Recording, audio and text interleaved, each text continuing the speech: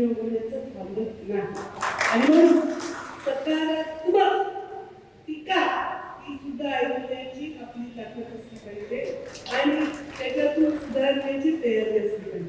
आपण कसा होईल जेव्हा मी राजकारणात पहिलं पाऊल ठेवलं होतं तेव्हा मी हे सांगितलं होतं की मला जर राजकारण माझ्यासारखं नाही वाटलं, माझ्या विचारांशी समरस नाही वाटलं, तर जसा समृद्धी हायवेवर एक्झिट असतो तसा माझे राजकारणात वेळोवेळी एक्झिट असते.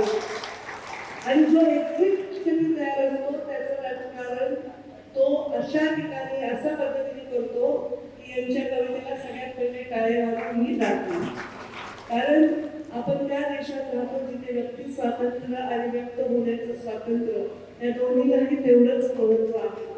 आणि याच व्यक्ती स्वातंत्र्यामध्ये कलाकार लोकांना जी मुभा दिली पाहिजे ती मुभा देण्याच्या संस्कृतीत आपण त्यांनी त्यांचं म्हणणं नाही मांडण्याची स्पष्ट सत्य बदलत नाही.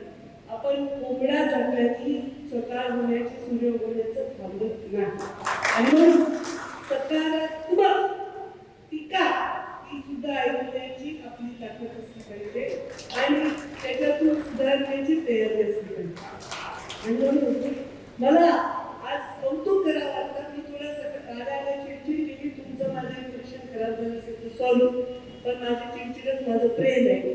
कारण मी चिडचिड करून डोळे वटारून राबवून हे एवढे रसिक झाले नाही तर अशी कार्यक्रम होऊ शकणार नाही.